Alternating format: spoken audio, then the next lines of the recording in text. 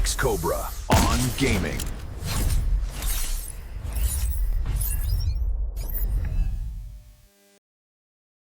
What's up and welcome, and this is my recap of or reaction to the Season 9 reveal as it was done a few days ago for the finals. I think there's some great stuff coming up. I have seen it before, but I thought let me make a reaction video to it. And so let's start going through the video and what my thoughts are on the things that's coming up in Season 9.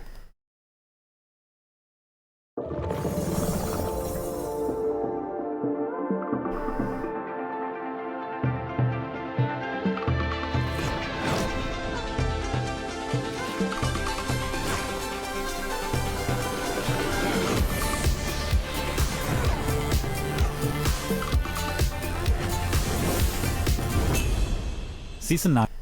Okay, now first of all, one thing I can say about the finals, they do a lot of effort with the skins.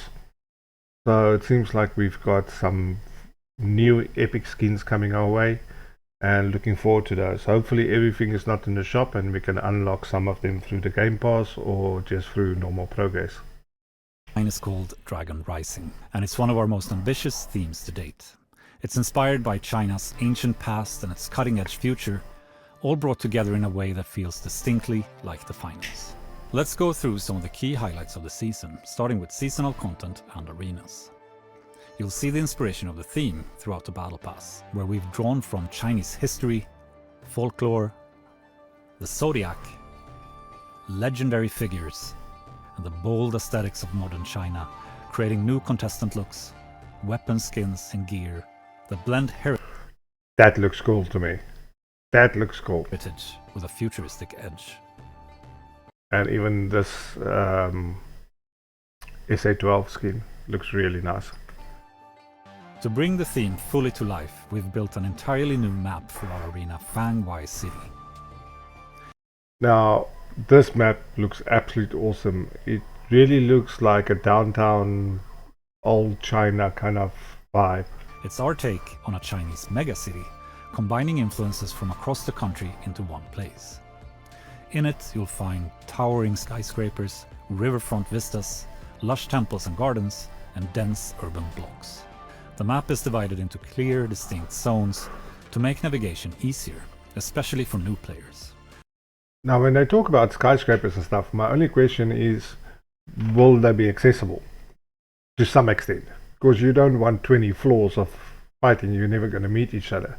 But will you be able to get on top of them or not? My guess is no. With strong visual transitions and solid structures guiding the flow. This looks awesome. Dragon Rising is our way of celebrating the stories, the scale, and the spirit of China, and bringing that energy into the world of the finals. Next up is something we're incredibly excited about, a brand new core mode for the finals. It's big, it's chaotic, it's directional, and it brings an entirely different rhythm to the game. We call it Point Break. Point Break is an 8 versus 8 mode where two teams face off in an asymmetric challenge, with one team attacking and the other defending, fighting in waves and pushing the front line of the battle forward by fulfilling objectives in phases. This is large-scale, objective-driven action in a casual mode. The front line gets pushed forward across the map when attackers destroy objectives. Defenders dig in, hold the line, and try to shut them down. It's fast, it's messy, it's strategic, and it feels like you're part of a huge battle unfolding around you. Now, this, I would say, it's going to be fun. It's very much like Call of Duty, Battlefield kind of modes, where it's point defense, and one team defends, one team attacks, and I guess it's going to be at least 2 to 3 rounds, and the best out of those is going to be the winner. This is a mode where you always know where the fight is, where the action is headed, and what your team needs from you. It's competitive without the pressure of smaller modes, and it gives players room to experiment, navigate, and choose how they want to contribute. Expect explosions, momentum shifts, desperate last stands, full team pushes, all of it happening across massive evolving front lines. This is Point Break, a new way to play the finals and one of the biggest additions of Season 9.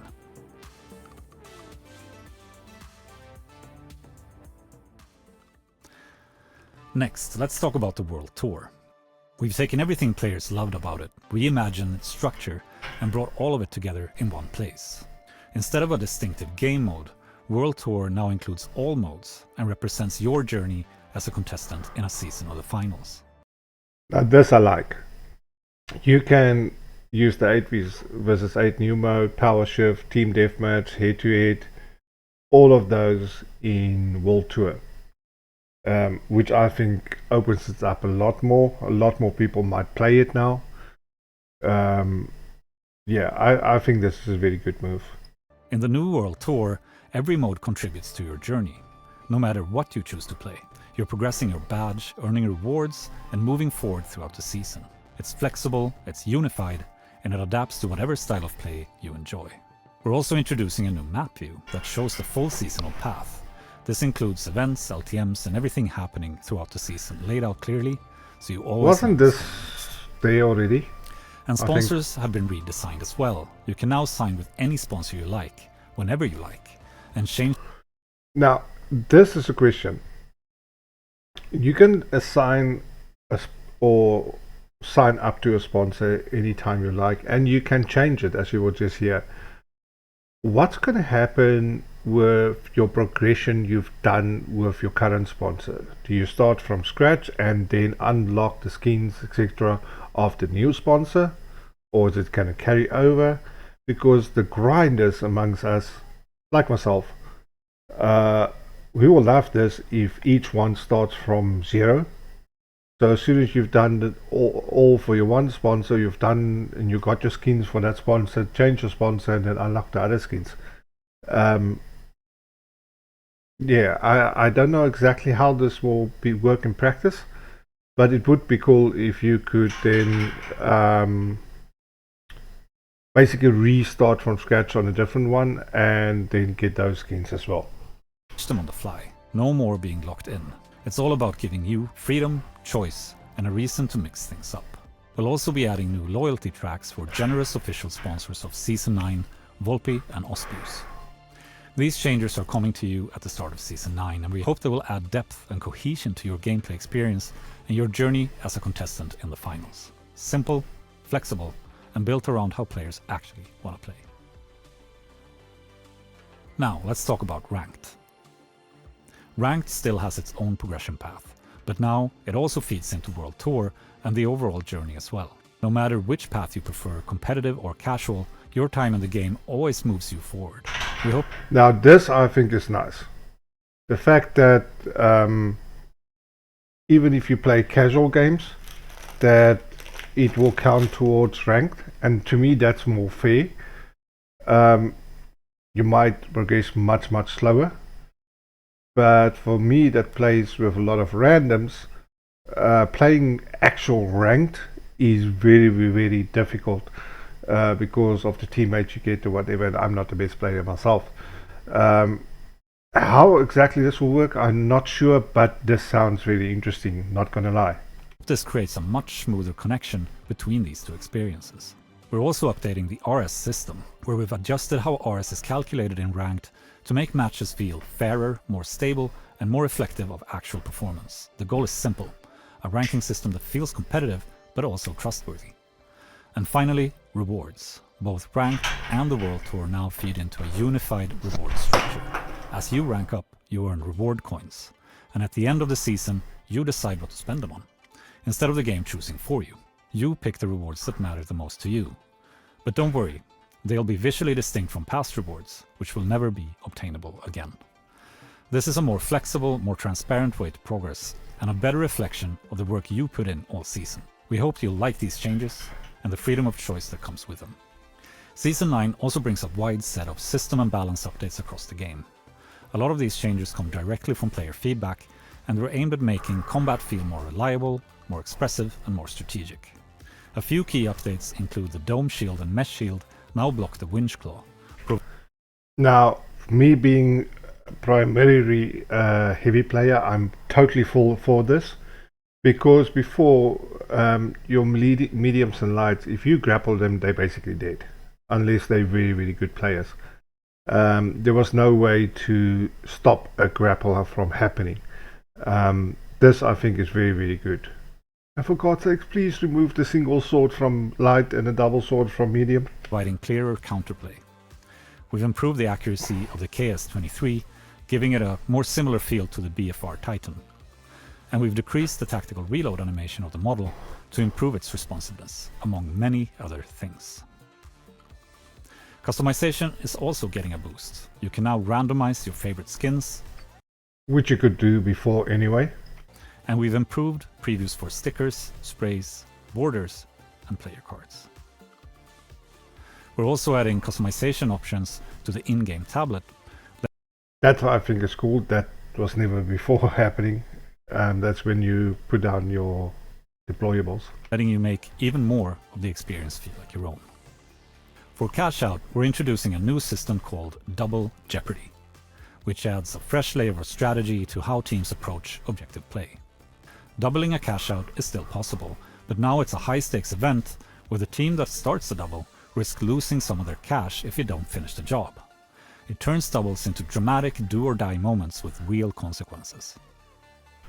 I think that's a good move too, but this once again is only applicable not to the quick play but to ranked and the world tour. It's not applicable to your quick play cash out. We're expanding privacy options as well, giving players more control over how they appear and how they interact with others in the game. That's nice.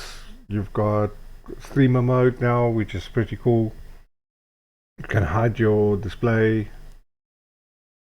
your name and all that kind of stuff. So It's something many players have asked for, and we're happy to deliver it. You can now also invite party members directly from your clubs, making it easier to bring your community into matches without jumping through menus. And finally, we've made a series of performance optimizations across the game. Some of this work comes from supporting the new 8v8 mode, and some of it is focused on individual maps like Kyoto. Altogether, these improvements should mean smoother matches across the board. Season 9 isn't just new content. I'm gonna just say the optimization is already pretty good. Kyoto itself, I'm not crazy about it at all. I don't know, it's just not my map. But the optimization of maps and stuff in this game is already pretty good.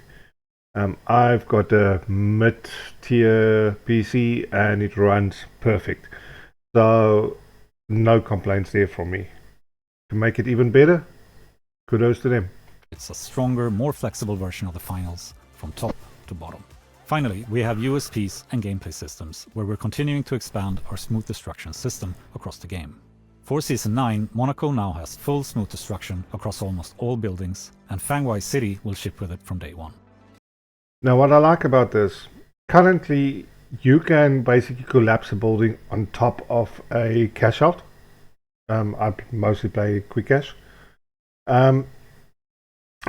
which makes it very, very difficult to reach it. This I like, that the top part of the building doesn't just disintegrate and fall on top of it. It's gonna make things so much nicer, and you can still use that top part of the building. We're rolling this out map by map, so not every arena will have it at launch, but the experience will grow over time. With this system, collapsing buildings have real knock-on effects. As they break into each other, they change the layout as they fall and open up new play spaces as structures shift and collide. We've also made several visual improvements where smaller objects now stay attached to collapsing structures more reliably, which not only looks better, but also improves performance. And we're updating destruction effects so they better reflect the actual material and shape of what's being destroyed. Walls, floors, concrete, glass, it all feels more physical, more grounded, and more satisfying. And the physics in this game is already damn good. For our instant replay feature, we're adding an opt-in, opt-out option that gives players more control over when replays appear and how they want to experience match highlights. The goal is flexibility and clarity for players who want more choice, and ties into our universal goal of respecting players' time. All of this and more is coming in Season 9. It's the start of Year 3 of the finals, and an epic first chapter in what will prove to be our biggest year yet. We can't wait to let you in on December 10th. Thank you for watching, thank you for being here. Come join us for Season 9 and Dragon Rising, and we'll see you in the arena.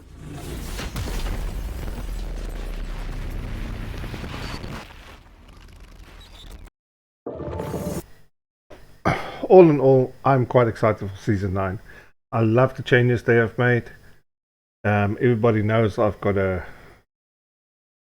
deep hate for the single sword in the light and double sword in medium, because you cannot really counter them. Single sword, if you don't see that guy in time, you're dead. The double sword in medium, he can just block every shot and shoot it back at you. The weapons that does damage while he does it does very, very little damage. So I don't like those two. But what they're changing and what they're bringing in is absolutely awesome. I would have liked to see new weapons, maybe new gadgets or something like that. Who knows, it might be in the pipeline. But all in all, I think Season 9 is going to be fun, exciting. People like me that would like to play ranked, and because of single queues just decide not to do it, this would be a viable option for us, I think. But only time will tell. But that's my opinion. If you have not played the finals yet, give it a go, and see you in game. Jake's Cobra on gaming.